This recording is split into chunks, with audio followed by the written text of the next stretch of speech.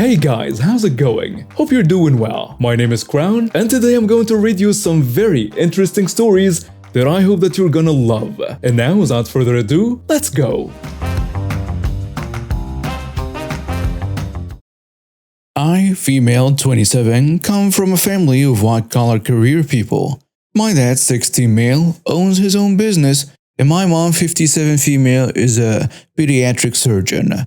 My older brother, male, 30, is a lawyer and loves to boast about how much money he makes. He's always buying new watches and expensive suits. He always drives a Porsche and is engaged to who will be his third wife. I've always been more introverted than my brother, and I tend to fade into the background. I created and operated my own business and made a more than decent living. My husband is a master electrician and he owns a very successful business. He makes more than 3 times what I do. We are a dink couple, double income, no kids. However, we keep our income very low-key and don't spend money like my brother does. My parents are aware of how much my husband makes because we paid for their 35th wedding anniversary getaway, and my dad saw the price tag. We were at Mother's Day on Sunday, and both my brother and I bought nice things for our mother as a gift. He bought her jewelry and I got her a certificate for several hand massages at a spa near the hospital she works at. My mother thanked us and my brother decided it would be a good time to brag about how much the necklace cost, looking at my husband and joking about how he could never afford to buy a necklace like the one he got our mother. He said my husband could never afford anything on an electrician's wage. He carried on like that until I had enough of him insulting my partner, who worked harder than my brother to get where he's at. I yelled at my brother to shut up and that my husband easily makes twice what he does, and that he should sit his butt down and be more respectful. Mother's Day is about mom, not you, were my exact words.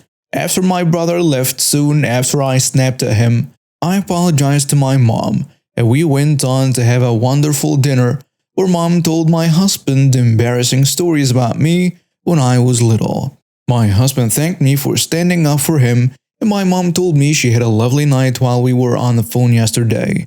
She said she used some of the money on the certificate to get her wrists and fingers massaged after a 10-hour surgery, and she told me she was very happy with my gift. My brother's fiancée sent me a tirade of texts blasting me for embarrassing him in front of our parents and calling me an a-hole. I feel bad for causing drama but happy that I stood up for my husband. I've told this story to my older cousin and she told me to use her throwaway and post it here. I'm 16, female, parents broke up when I was 10, and my dad quickly started dating, then married my stepmom Kim when I was 12. Kim had 2 daughters, Savannah, 17, and Kelly, 18. I never liked Savannah. She was mean to me, broke my stuff, and would mess up my room during the weeks I would spend with my mom. She would hate it when I came back because my dad would spend one-on-one time with me. It got worse when my dad got me a lock for my room. She and Kim started lying to my dad when they went on outings that I wouldn't want to go, and I wouldn't find out until they got back and asked where they went. To his credit, my dad caught on quickly and started asking me himself. On days like Father's Day, Savannah would ask to have special time with my dad without me because her dad was absent. Kelly's dad is active in her life, so she's always with her bio dad for Father's Day. She and I would fight, and Kim would get mad at me for not letting Savannah have time when he was her dad too. What always ended up happening is that we would all go out together. In March, my mom had a really bad accident, and I had to stay full-time with my dad. Kim and Savannah hated this because Dad was spending more time with me and going with me to visit my mom in the hospital. I turned 16 2 weeks ago and asked my dad to just spend the whole day with me alone. No Kim, no Savannah, just me and him. And he agreed. But the night before my birthday, Kim lied to my dad that Savannah had an out-of-state track meet and that I was okay with them all going and spending my birthday there. He didn't check with me, and in the morning I saw all the suitcases by the door. I asked my dad what was going on, and he told me, and Kim was there with Savannah, and they had smug smirks on their faces. I turned to my dad and said, "Did you really think I'll be okay with this after everything they have done and all the times they have lied about this?" He told me he was sorry and he already said that they had already gotten the hotel rooms. He told me to just go with him and we could celebrate there.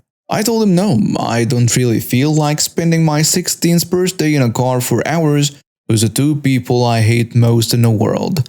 Just drop me off at the hospital so I could spend my birthday with the one parent that actually loves me. I could tell this hurt my dad, but I didn't care. Kelly was there and offered to take me and stay with me so I wouldn't be alone. I agreed, and my dad left after apologizing again, saying that he would make it up to me. I told him he can never make it to my 16th birthday, so not to bother. He left and I went with Kelly to see my mom. She stayed with me and we had a good time.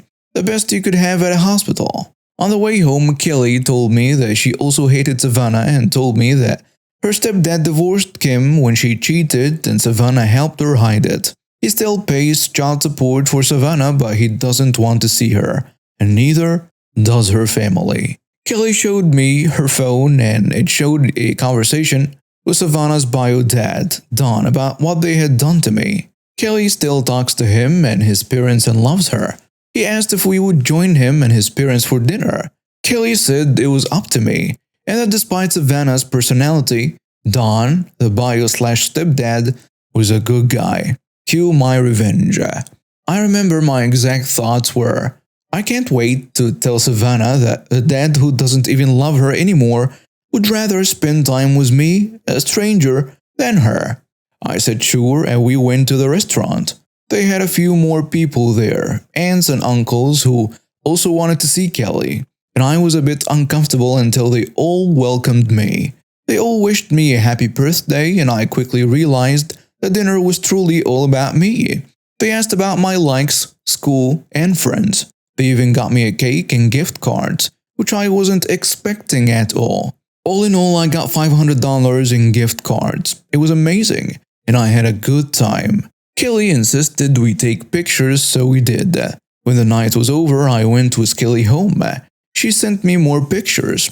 A lot were candids of me and Don with his parents. We were all clearly smiling and having a good time.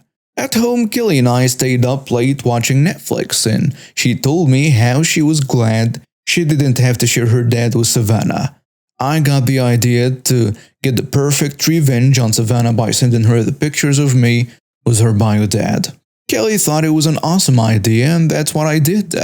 I sent a few pics of the party with a text saying, "It is so cool that your real dad would rather spend my birthday with me instead of ever talking to you again." I sent a few more pictures, then turned off my phone the second her first call came in. About 10 minutes after I sent the pictures, Kim called Kelly, and she answered on speaker. Kim was screaming and you could hear Savannah crying in the background. You could also hear my dad yelling to let him speak to me. I shook my head and Kelly said no. She hung up and we laughed. We watched Ghost Hunters and fell asleep in my room. At around 3 or 4 in the morning, I was jolted awake by my dad storming into my room. He woke me up and yelled at me, asking me if it was true I spent my birthday with Don. I said yeah, we had a great time. They even got me $500 in gift cards. What did you get me? Disappointment? What did you get me? Disappointment? My dad's face fell, and I realized he didn't even get me anything. He realized it too, because he started apologizing. But Kim came in and started yelling at me. She wanted me to apologize to Savannah. I said no, and Savannah came in crying and shouted that she hated me. I was like, it's okay, your dad likes me, and he's pretty cool.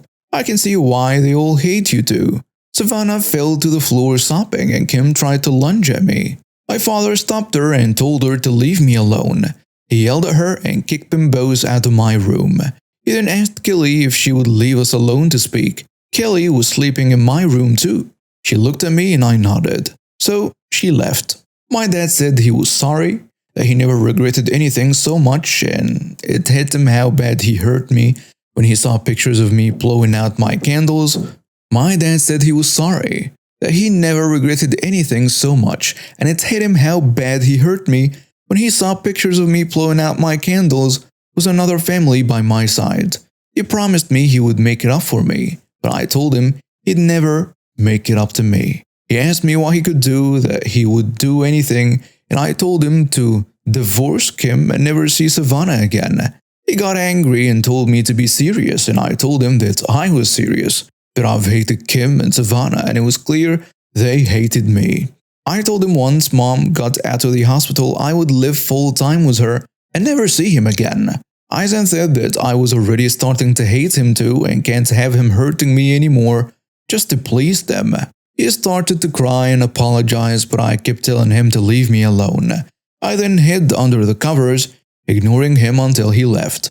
The next day when I woke up, Dad asked to talk with me, Kim and Savannah. Dad told Kim to apologize to me. Kim said she was sorry, but Dad pushed her until she said there was no track meet and that she was sorry she ruined my 16th birthday.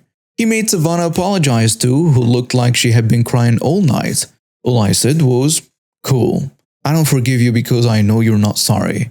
My dad then said that if you don't forgive them, he was going to ask them to leave. I smiled and said, "Pack your bags."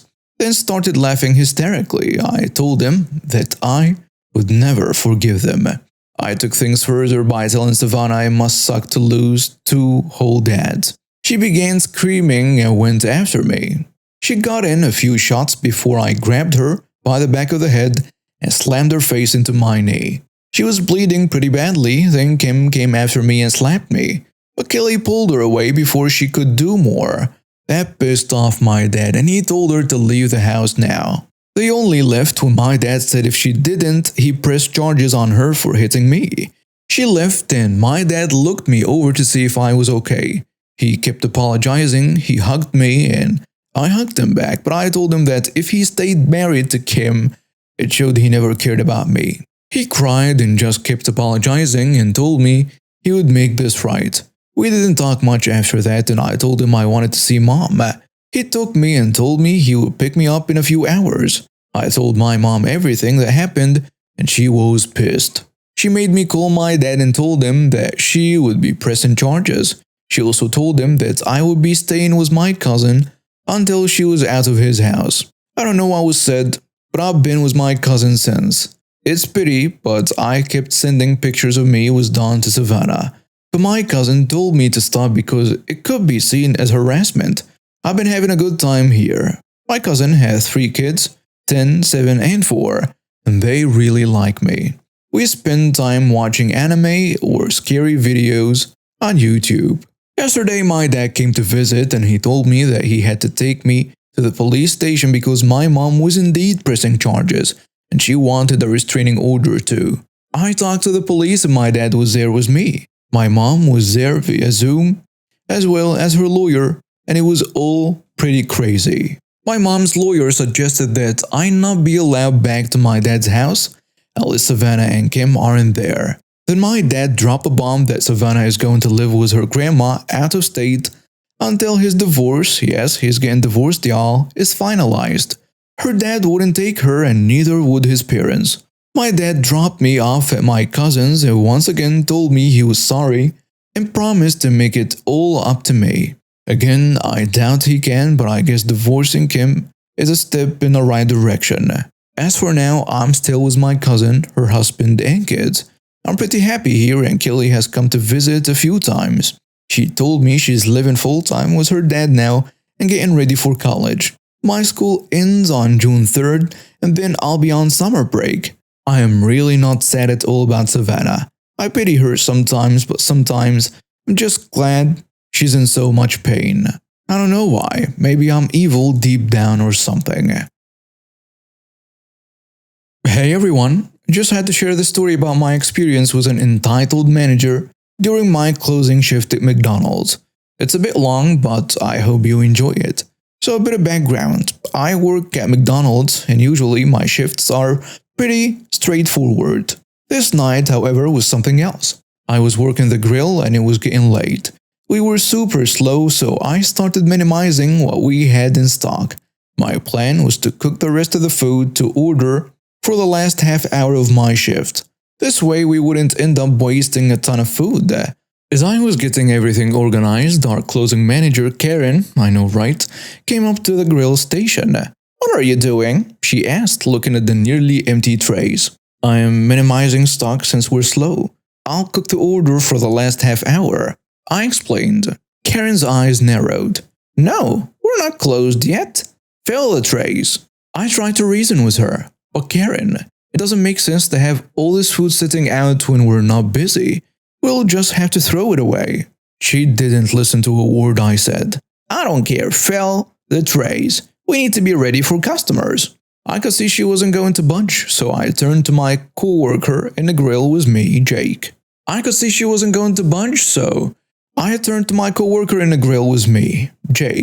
"Jake, Karen wants the trays full, so let's do it," I said. Jake looked at me confused. "But we're slow. Why would we do that?" I shrugged. "She's a manager, she wants the trays full. She can deal with the waste at the end of the night." So we did exactly what Karen asked. We filled the trays up with food as if it were a lunch rush. Burgers, nuggets, fries, you name it. We cooked it. By the time we were done, the trays were overflowing. As the night went on, just as I expected, hardly anyone came in. We ended up with tray after tray of untouched food. When it was time to close, I started the process of emptying out all the full trays into the waste bucket. Karen walked by and saw what I was doing. "What are you doing? Why is there so much waste?" she demanded. I handed her the waste bucket and the sheet to fill out. "This is what you wanted, Karen. You told us to fill the trays, so we did. Now you need to count the waste." She looked furious. "You need to count this. I am not doing it." I shook my head. "I am not the closing manager. That's your job. Have fun." I said and went back to closing down the grill. Karen was so livid, but she had no choice but to count all the waste herself. The next day, the general manager, Lisa, called me into her office. "I heard there was a lot of waste last night. What happened?" she asked. I told her the whole story, from minimizing stock to Karen insisting we fill the trays. Lisa sighed. "Okay, I understand. Just don't do that again." I nodded. "No problem, but it wasn't my idea to waste all that food." Lisa just shook her head and let me go. After that, I never worked the closing shift with Karen again. But here is the kicker. A few weeks later, Karen was transferred to another location. I guess they finally realized she was more trouble than she was worth. So in the end, everything worked out, and I learned to always follow my instincts when it comes to minimizing waste. I still laugh when I think about Karen's face when she saw all that wasted food. It was priceless. So that's my story about an entitled manager who thought she knew best and ended up with a bucket full of wasted food. I hope you enjoyed it. It was just another ordinary day on a subway. People were going about their usual routine. Some were reading books, some were listening to music, and others were just staring blankly into space. I was one of the latter, lost in my own thoughts when the chaos started. It was something out of a movie. Suddenly, a Karen burst through the subway doors, nearly knocking over a man in the process. She had a look of pure anger on her face, and it was directed at a pregnant woman who was sitting on one of the seats. "Get up!" Karen yelled. "I saw that seat first, and I want to sit on it." The pregnant woman just looked at her confused. "Excuse me?" she said, trying to remain calm. "You heard me," Karen continued, getting angrier by the second. "Get up and let me sit down." "I'm sorry, but I really need to sit down," the pregnant woman responded. "I've been on my feet all day and I just need to rest." But Karen was having none of that. She stepped forward and grabbed the pregnant woman's arm, trying to pull her up from the seat. The woman let out a cry of pain, and the people around her started to take notice. "What are you doing? What are you doing?" I heard a young girl ask Karen. Karen turned to face the girl, who looked to be about 16 or 17 years old. "Mind your own business." Karen snapped, but the girl wasn't backing down. "You're hurting her," the girl said, taking a step forward. "Let her go." Karen just laughed and tightened her grip on a pregnant woman's arm. That was when the girl took a swing and decked Karen right in the face. Karen stumbled back stunned. The The girl didn't waste any time. She grabbed Karen by the arm and started to pull her away from the pregnant woman. "Someone call the cops," she yelled. "This woman is trying to hurt this lady." A few people got out their phones and dialed 911. Within minutes, two police officers entered the subway car and started to assess the situation. The pregnant woman was shaken, but thankfully she was okay. Karen, on the other hand, was a different story. She was screaming and cursing and telling the officers that she had every right to sit in that seat. "Ma'am, calm down," one of the officers said, trying to get Karen under control. "We need to take a statement from everyone involved, and then we will sort this out." But Karen was having none of it. She continued to fight until finally the officers had enough. They stepped forward, grabbed Karen by the arms, and placed her in handcuffs. "You are under arrest for disorderly conduct and assault," one of the officers said, reading her rights. "You have the right to remain silent." Karen continued to fight and curse as the officers escorted her out of the subway and into a police car. The rest of us just sat there in stunned silence, trying to process what had just happened. The young girl who had decked Karen was still there, looking a little shaken but also proud of herself. "Good for you," I heard someone say to her. "You stood up for that lady." The girl just smiled, looking down at the ground. "I couldn't just stand there and watch her hurt that lady," she said. "It's not right." The rest of the ride was quiet. People were still in shock from what had happened, and the pregnant woman was being comforted by a few kind strangers. I couldn't help but think about the entitled attitude that Karen had displayed. She thought that just because she saw the seat first, she had the right to take it from someone who really needed it. It was a sad reminder of the kind of behavior that can still exist in our society today. As I got out of the subway and made my way home, I couldn't help but think about how lucky I was to have witnessed that young girl's bravery. She had stood up for what was right and had taken action when no one else would. She was a shining example of what it means to be a good person, and her actions would stay with me for a long time to come. I had a rich boss once who was only wealthy because of the money from his grandparents. The guy was a complete and utter moron. He made nonsensical financial decisions and burned through hundreds of thousands of dollars in completely avoidable mistakes. But because he had money from his ancestors, he just shrugged off these losses and continued. He also had only the faintest idea about his company or how to lead or keep employees. I was basically keeping the company together. As such, I was a naysayer who plucked 90% of his stupid plans and decisions. And due to my negativity, I was fired. The guy was also arrogant as hell because he had a master's and PhD in economics. I thought, no way in hell can this guy have a master's/PhD. He's so damn stupid. So I searched for his master's and PhD thesis, went to the university library, and what a surprise. On the second page of his master's thesis, I found a text passage without citation. After about 40 minutes, I found another 10 passages he copied without citation. I spent only some 20 minutes examining his PhD thesis and already found 2 cases. I took pictures of the text passages he copied and the books from which he took them and wrote an anonymous email to the university. A year later, he lost both his master's and PhD because of his plagiarism. I know this from people who still work with him because he exploded.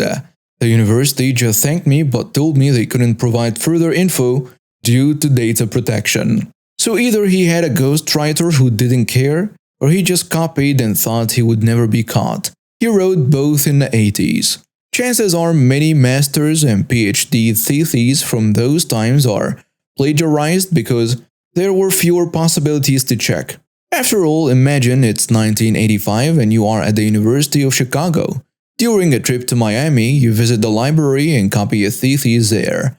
If you change the title, there is almost zero chance that you will ever be caught. So if you have stupid bosses/people around you with a degree who are older and did you wrong, it might be worth your time to check their theses. Early last year, I started working as a contractor supporting one of the many government agencies here in the US.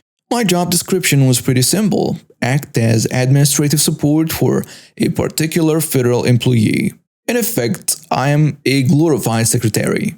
I push papers, schedule and file things, and act as a gopher whenever necessary. The job wasn't particularly difficult, but it really helped that the Fed and I got along like a house on fire. The problem is, the Fed I work for doesn't get along with another Fed who works in the same office.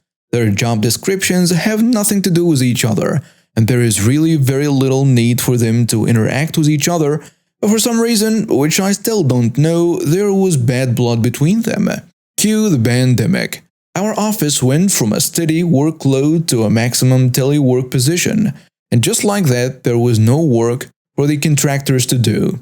No more pushing papers, no more scheduling or filling things, and no more acting as a gopher.